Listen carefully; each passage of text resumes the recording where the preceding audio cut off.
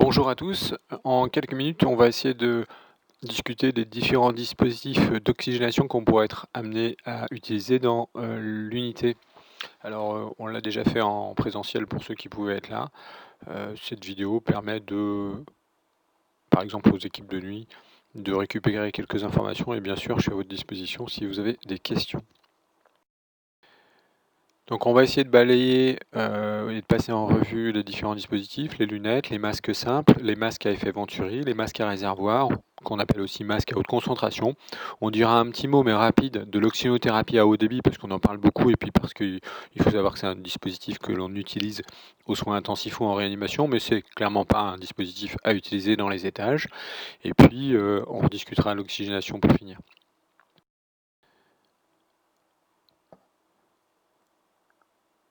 Alors, en termes de physiologie, vous savez que l'immense majorité de nos cellules qui composent notre corps humain travaillent en mode anaérobie, en mode aérobie, pardon, aérobie. C'est-à-dire qu'elles consomment de l'oxygène et qu'elles produisent des espèces de déchets, quoi. Tout métabolisme produit des déchets, dont le gaz carbonique, le CO2. Les poumons, ça sert à récupérer l'oxygène à partir de l'air inspiré. Dans l'air, il y a 21% d'oxygène. Ce phénomène, le fait de récupérer l'oxygène, ça s'appelle l'oxygénation. Les poumons permettent aussi d'éliminer le dioxyde de carbone, enfin le gaz carbonique, le CO2. Et dans ces cas-là, on parle de ventilation. Donc ce sont deux phénomènes physiologiques qui sont effectués par le même organe, le poumon, mais qui ne sont pas exactement identiques. Donc lorsqu'un patient manque d'oxygène, bon, par hasard, je ne sais pas moi, s'il était hospitalisé pour une pneumonie à SARS-CoV-2, bon, alors c'est vrai que j'ai l'impression qu'on arrive au plateau, voire peut-être en décroissance de la deuxième vague. Mais qui sait, il y en aura peut-être d'autres, et puis qui sait, des patients qui auront besoin d'oxygène, vous en rencontrerez peut-être d'autres. Donc dans ce cas-là, si le patient manque d'oxygène, on est amené à le traiter par une oxygénothérapie.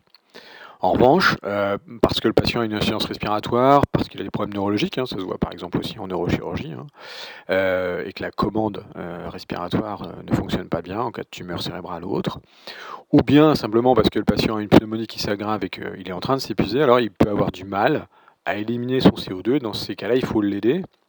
Et dans ces cas-là, on a souvent recours à un ventilateur. On parle aussi des respirateurs. La plupart du temps, c'est des machines de réanimation. Et ce n'est pas des machines qu'on utilise dans les étages, sauf chez les insuffisants respiratoires chroniques qui peuvent même être appareillés à domicile. Alors voilà des types de respirateurs. À droite, là, vous avez, enfin à gauche, vous avez de la diapo, vous avez un respirateur non invasif avec un masque, et puis là, vous avez un respirateur de réanimation. Alors, les dispositifs d'oxygénation que l'on utilise en hospitalisation ont tous en commun d'être branchés à une prise d'oxygène murale. Et cette prise d'oxygène murale, elle est reliée à un détendeur qui permet de détendre la pression et d'administrer un débit d'oxygène assez précis grâce à ce débitmètre. Pour ce qui est du réglage du débit, on a fait le test, on a discuté entre nous à quel niveau il faut régler la petite bille qui va monter quand on va augmenter le débit d'oxygène. À quel niveau faut-il la régler? Est-ce que ce qui indique le débit, c'est la partie médiane de la bille? Est-ce que c'est la partie inférieure? Est-ce que c'est la partie supérieure? En fait, ça dépend des débitmètres. Moi, ce que je vous conseille de faire, c'est de fermer complètement l'oxygène, de regarder où se trouve la bille. Si la bille, une fois le débit à 0, si la bille se trouve exactement, le milieu de la bille coupe le repère 0, c'est souvent le cas, ça veut dire que c'est le milieu de la bille qu'il faut prendre en compte. Si c'est la partie inférieure, ça veut dire que c'est la partie inférieure qu'il faut prendre en compte. Et donc ainsi, si à 0, la bille elle est en face le 0 au milieu, ça veut dire que pour avoir 1 litre, il faut que je mette la bille à ce niveau-là, au niveau du 1 au milieu. Et si la bille elle est au 0, c'est la partie inférieure qui se trouve sur le repère 0, si je veux 2 litres par exemple, il faut que j'amène la bille juste au-dessus pour que la partie inférieure soit au-dessus du 2. La plupart du temps, quand même, vous voyez, c'est comme ici, il y a le petit rond qui symbolise que le débit est indiqué par la partie médiane de la bille. Alors on a beaucoup discuté dans les unités sur est-ce qu'il faut mettre des barboteurs, est-ce qu'il faut mettre des aquapacks, c'est la même chose mais en usage unique. Plutôt pas, parce que ça n'améliore pas le confort, parce que c'est une source potentielle de contamination bactérienne, notamment les bactéries qui vivent dans l'environnement comme le Pseudomonas, donc c'est un peu embêtant. Et vraiment, donc, ce qui assèche les voies aériennes des patients, bah, clairement, c'est le débit d'oxygène, et le fait de faire passer à travers de l'eau ne change rien, en tout cas pour les travaux qui ont été menés en réanimation. Donc clairement, les réanimateurs ont abandonné ce dispositif qui, n'améliorant pas le confort, étant une source potentielle de contamination bactérienne, et en plus, qui a un certain coût, bah, enfin, voilà, à quoi ça sert de le maintenir dans ces conditions. Donc, pas de barboteur, l'oxygène est branché directement. Alors en plus, si vous mettez un aquapack ou un barboteur, si vous augmentez les débits, souvent il y a de l'eau qui passe dans la tubulure, et ça fait du bruit, c'est très désagréable, et ça peut même, on peut même retrouver quand on le laisse brancher sur un masque à réservoir, par exemple, retrouver de l'eau dans le masque à réservoir, c'est pas le but, hein. Le réservoir, il est censé être rempli avec de l'oxygène, pas avec de l'eau. À oublier donc. Alors pour chacun des dispositifs, lunettes, masque simple, masque à effet Venturi, masque à réservoir, on va essayer de voir les avantages et les inconvénients de chacun d'entre eux, et puis de voir quand est-ce qu'on les utilise et comment on les utilise. Les lunettes à oxygène, alors vous connaissez le principe, hein, un petit tuyau de plastique avec 2 canules qu'il faut essayer de bien mettre dans les narines. Donc l'avantage, c'est que c'est simple, c'est que c'est confortable, ça permet de parler, de manger. Bah, l'inconvénient, c'est qu'on ne peut pas aller à des débits trop élevés, parce que si on augmente le débit, bah, ça va ressortir, il y en a plus qui va ressortir, qui va rentrer dans le nez. C'est particulièrement vrai quand le nez est bouché, enfin les patients qui ont une occlusion nasale, déviation nasale ou autre, on ne sait pas très bien ce qu'on leur administre, et justement c'est pas très précis. En outre, le patient il bouge parfois, ou sans le faire exprès, hein. Les canules, c'est pas rare de les retrouver à côté du nez, quoi. Ou alors il y en a une dans une narine et puis une dans la narine, à côté de la narine pour l'autre. Donc bon voilà, c'est des dispositifs qu'on utilise très volontiers, mais pour des gens finalement qui n'ont pas besoin de beaucoup d'oxygène. Donc, pardon, je reviens un peu en arrière, j'aurais pas dû, excusez-moi. Voilà, alors les masques à effet Venturi, c'est quoi? Alors vous qui êtes de grands scientifiques, vous vous souvenez que l'effet Venturi, dans la mécanique des fluides, c'est le fait de faire passer un fluide à un certain débit, là en l'occurrence c'est de l'oxygène, à travers un orifice d'un diamètre donné. Quand ce fluide arrive dans un orifice d'un diamètre plus élevé, ça va créer une dépression en fait. Et cette dépression va aspirer ce qu'il y a autour. Donc là, c'est de l'oxygène pur. Là, ça crée une dépression et ça va aspirer de l'air. Et c'est exactement calibré pour que, avec de l'oxygène pur, nasal, eh bien, le mélange avec de l'air, 21% d'oxygène, eh bien, ça donne une FiO2, une fraction inspirée en oxygène tout à fait fiable. Alors, vous voyez, ça c'est une bague où on peut régler ce diamètre-là, et on peut régler aussi le débit d'oxygène. Et en fait, pour ce dispositif-là, si vous faites changer si vous tournez la bague, vous changez le diamètre là, et vous avez, vous voyez, si vous mettez la flèche en face, ce trait-là, et ben, si vous mettez 4 litres par minute, vous avez 28%, et ainsi de suite. Donc le débit est fixe.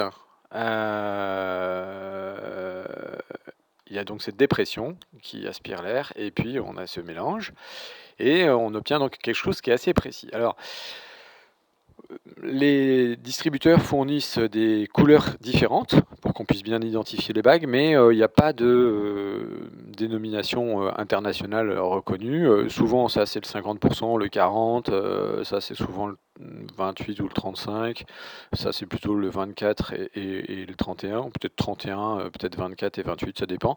C'est pas tout le temps pareil. Mais en tout cas, ce qui est sûr, c'est qu'il y a un couple donné, débit d'oxygène FiO2, et que il ne s'agit pas de mettre une bague orange qui normalement est prévue pour 50% avec 8 litres d'oxygène, il ne s'agit pas de la mettre avec 4 litres d'oxygène, ça n'aurait pas de sens. Elle est vraiment calibrée exactement pour administrer 50% d'oxygène, si on administre bien le débit qui est marqué dessus. C'est écrit dessus, en général c'est marqué sur la tranche, là c'est marqué dessus, on voit, on dit bah celle-là c'est comme là, vous voyez, mais ça on n'a pas de comme ça qui soit réglable et qui puisse faire plusieurs débits avec une seule bague. On a des bagues différentes, et donc sur nos bagues c'est marqué tant d'FiO2 pour tel litre minute. Donc il ne faut pas changer le débit pour une bague donnée, mais il faut changer la bague. Parce que sinon, c'est plus ce qu'on fait. Alors, évidemment, vous allez me dire, bah oui, mais si je prends la bague à 50%, qui normalement n'est prévue que pour marcher avec 8 litres minute, si je suis pressé et que j'augmente à 10 litres, bah je vais augmenter la quantité d'oxygène. C'est vrai, mais on ne sait plus du tout ce qu'on fait. On ne sait plus du tout ce qu'on fait. Peut-être qu'on administre 55% ou 60%, enfin, on ne sait pas. Donc il vaut mieux changer la bague et savoir exactement où on en est. Voilà. Donc j'ai réécrit ce que je viens de dire, c'est-à-dire que pour une bague donnée, eh ben, on ne change pas le débit, mais on change la bague, on change la bague, on change la bague. Les avantages du masque Venturi, c'est que c'est précis, c'est que c'est stable, ça tient assez bien sur le visage. L'inconvénient, c'est que ça ne monte que jusqu'à une FiO2 à 50%, et des fois on a des patients qui ont besoin de plus d'oxygène que ça. Ça impose de changer les bagues, donc c'est un peu fastidieux, hein, mais c'est important de titrer l'oxygène, on y reviendra en fin de présentation. Et puis il faut changer les bagues ou le débit. Ça implique aussi que, alors je vais revenir là-dessus après, mais ça implique aussi que pour les lunettes, on parle en débit par minute. Le patient il est aux lunettes à, mettons, 3 litres minute. Pour le masque Venturi, on parle en FiO2. Puisque pour un débit donné, par exemple, je dis n'importe quoi parce que ça dépend des fournisseurs, mais par exemple pour 6 litres minute, ça correspond peut-être à la bague 28, 31 et 35% peut-être. Donc c'est pas pareil, 28 et 35%. Donc il faudra parler en FiO2 et pas en litres par minute. Voilà. Dernier point sur lesquels les professionnels s'interrogent souvent. Il y a souvent une espèce de cylindre ouvert comme ça dans les sachets, qui normalement se met entre la bague et qui se fixe sur la bague et vient se sertir ensuite le câble, le tuyau d'oxygène sur la bague après ce cylindre. En théorie, ça sert à administrer des aérosols, ce qu'on fait jamais. Et puis en théorie aussi, le fait qu'il y ait une petite cupule autour de la bague protège les trous, là, les petits trous de la bague, de telle sorte que ça maintient la FiO2 telle qu'elle est calibrée pour ça. Si le patient met ses mains sur les trous, ou bien s'il y a des draps qui vont sur les trous, finalement le patient va recevoir que l'oxygène, enfin on ne sait pas très bien ce qu'il va recevoir. Donc en fait si on met bien le dispositif, normalement, ça permet bien d'aspirer l'air et d'avoir la FiO2 telle qu'on la voulait. En gros, c'est pas indispensable. Si vous ne le mettez pas, c'est pas un drame. Mais il faudra faire attention si vous ne le mettez pas à ce que le patient il mette pas quelque chose par-dessus les trous, parce que sinon c'est plus très bien ce qu'on fait et il risque peut-être d'avoir avoir du mal à être oxygéné, je sais pas, mais en tout cas on n'aura pas une délivrance fiable de FiO2. Le masque à réservoir ou masque à haute concentration, alors comment ça marche? Le principe c'est que l'oxygène remplit en continu le sac et le patient inspire l'oxygène qui est contenu dans le sac et théoriquement il inspire de l'oxygène pur. Et ça implique qu'il faut que le réservoir soit rempli. Donc il ne faut pas mettre moins de 10 litres par minute. Utiliser un masque à réservoir avec 2-3 litres minute, c'est une ineptie, ça n'a aucun sens. Ça n'a pas de sens parce que à l'inspiration, le patient va récupérer les 1 ou 2 litres. Le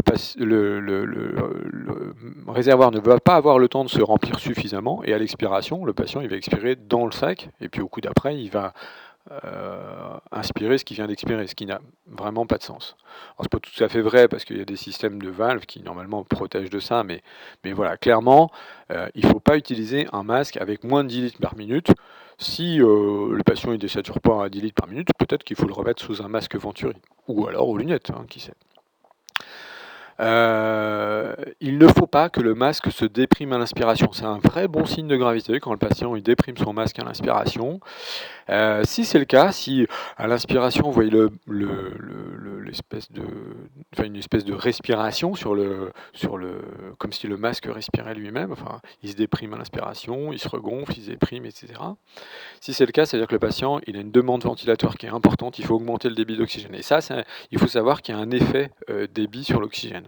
Justement, en termes d'oxygénation, quand on interroge les professionnels, on dit ça donne combien d'oxygène, quel FiO2 ça donne un masque à haute concentration? Si ça s'appelle masque à haute concentration, c'est parce qu'on n'en sait rien. On ne sait pas quel FiO2 ça apporte. Pardon, j'ai laissé une petite parenthèse que j'aurais pas dû, pardon. Heu, ouais, donc pour un patient donné, et ben, on ne sait pas quel FiO2 ça apporte. Pour un sujet qui n'aurait pas besoin de masque à réservoir, si vous lui mettez un masque à réservoir avec 10 litres par minute sur le nez, eh bien, il y a de bonnes chances pour que la FiO2 elle soit proche de 1. Mais un patient qui respire hem, vite, et qui a une pneumonie par exemple, ses besoins sont plus importants et donc il est probable qu'il ait une FiO2 qui soit pas proche de 1 et ça, c'est intéressant de le savoir. Alors, si la saturation reste basse, il faut augmenter le débit. Les débitmètres, en général, ils permettent, il y a une graduation qui va jusqu'à 15, parfois 20 litres par minute, parfois 30, mais même au-delà, quand vous ouvrez sur la prise murale, quand vous ouvrez le débitmètre à fond, d'abord ça fait plus de bruit, vous vous en rendez compte, enfin, c'est une façon de vous rendre compte que vous administrez plus d'oxygène, et vous aurez un vrai effet sur la quantité d'oxygène que recevra le patient. Donc voilà, si la saturation reste basse, en dessous des objectifs, il faut vraiment augmenter le débit. Vraiment, vraiment, vraiment, vraiment, et pas hésiter, il y a un effet débit, et la concentration, elle augmente. Je ne sais pas à combien elle est, mais elle s'approche de 100% si vous mettez vraiment un débit très important.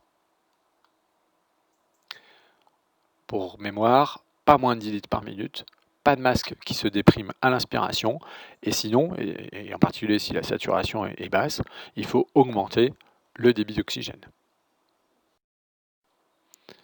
Avantage, ça permet d'administrer beaucoup d'oxygène avec des FiO2 élevés. Inconvénient, on ne sait pas exactement combien de FiO2 justement. Et donc, et ça c'est un peu fourbe, c'est-à-dire que pour les lunettes, on commence et on fait une surveillance et on dit voilà, il est à tant de litres par minute aux lunettes.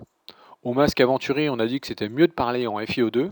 Et puis pour le dispositif qui administre encore plus d'oxygène que le masque Aventuri, on se remet à parler en litres par minute. Donc c'est un peu fourbe parce que, bon voilà, mais c'est comme ça. Le masque à réservoir, on dit le patient il est au masque à réservoir, tant de litres par minute, 10, 12, 15, 20, au-delà. Un petit mot de l'Airvo. Donc l'Airvo, c'est l'oxygénothérapie à haut débit, très prisé des réanimateurs parce que c'est très précis. Ça permet d'administrer de l'oxygène chauffé, humidifié et à haut débit. Donc chauffé, c'est 34 à 37 degrés. Humidifié, c'est grâce à ce système-là d'humidificateur de type Fisher et Paykel. Donc voilà, les gaz, donc de l'air ou l'oxygène pur passe là-dessus, s'humidifie et puis ensuite va être administré au patient. À un débit élevé, donc souvent 50 à 60 litres par minute. On a dit tout à l'heure que les débitmètres oxygène mural montaient souvent jusqu'à 15-20 litres, rarement plus. Donc vous voyez, là on est bien au-delà de ça, on est à 50 à 60 litres par minute. C'est un appareil de réanimation, clairement. Bon, pas parce que c'est très compliqué à mettre en place. Vous voyez, les canules, elles sont plus grosses que les canules de lunettes d'oxygène, mais c'est le même principe. On met un truc dans chaque narine, on essaye de faire en sorte que ça corresponde le mieux au diamètre des narines. Et puis, ça permet aux patients de parler, de manger éventuellement.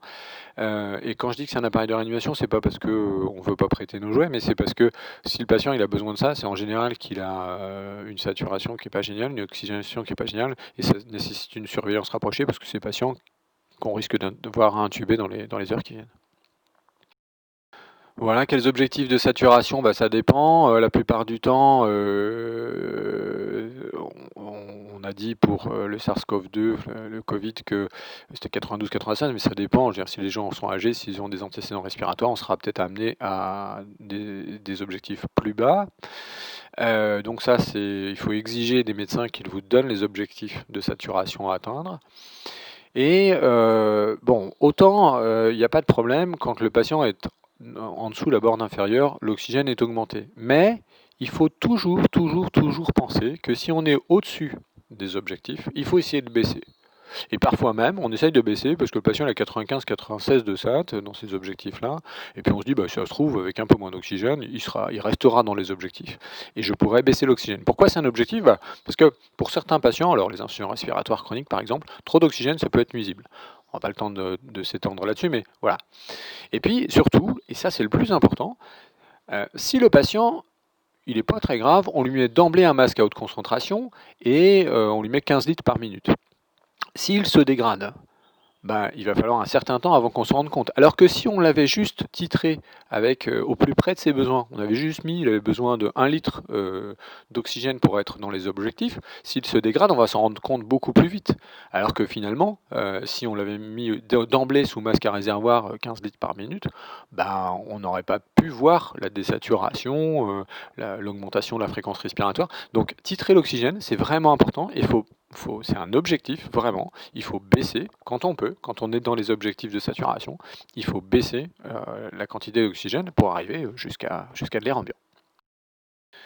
Donc pour résumer, on part des lunettes, on utilise le Venturi quand les besoins en oxygène sont plus importants. Si c'est encore plus important, bah, il faut mettre le patient sous masque à haute concentration.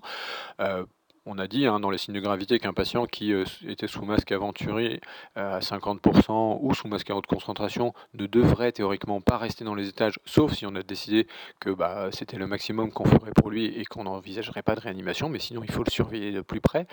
On a dit également dans les signes de gravité que la dynamique était importante. Si en quelques heures le patient il passe de là à là, c'est pas la même chose que s'il est sous Venturi depuis 3 jours à 31 ou 35% de FiO2. Quand le patient va mieux, évidemment, on fait le chemin inverse jusqu'à ce qu'on puisse dire bon bah super, on est ambiant. Et bien joué.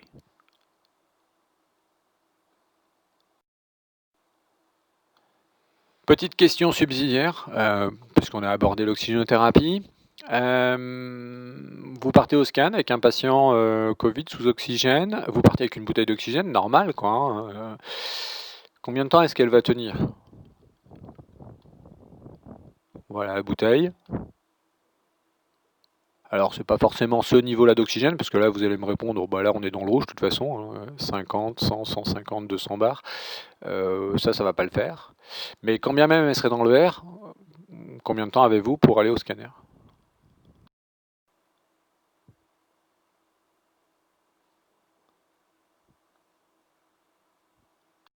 Ok, vous avez, vous avez réfléchi, alors en fait c'est marqué dessus sur les bouteilles, mais je vous invite à les regarder. Là c'est une bouteille vue du dessus, de celle qu'on a dans le service, et donc si vous regardez de près, vous avez des petits abacs comme ça. Donc vous vous souvenez, tout à l'heure on a regardé, donc 200 c'est dans le vert, et puis ça c'est dans le rouge, enfin, au début du rouge. Et donc vous voyez, quand le patient a un petit peu d'oxygène aux lunettes, 1 litre par minute, c'est bon, vous avez le temps, vous pouvez descendre au scanner tranquille. Mais s'il est sous masque à réservoir, 15 litres minute, 12-15 litres minute, c'est-à-dire le maximum, bah même quand la bouteille est pleine, vous n'avez pas un temps de dingue. Et dès qu'elle commence à être un peu basse, vous avez vraiment pas beaucoup de temps. Alors bon, il faut juste anticiper, mais ça c'est quand même un repère à avoir. Ne vous faites pas avoir, ne tombez pas en rate d'oxygène parce que vous n'avez pas prévu suffisamment large. Et puis un autre point, c'est que dès qu'on arrive au scanner, si on est avec un patient sous oxygène, a fortiori s'il est sous des hauts débits, il faut le brancher sur les prises murales là-bas au scanner. Voilà, prenez soin de vous, prenez soin des autres aussi, et puis si vous avez des questions, n'hésitez surtout pas. Merci, à bientôt.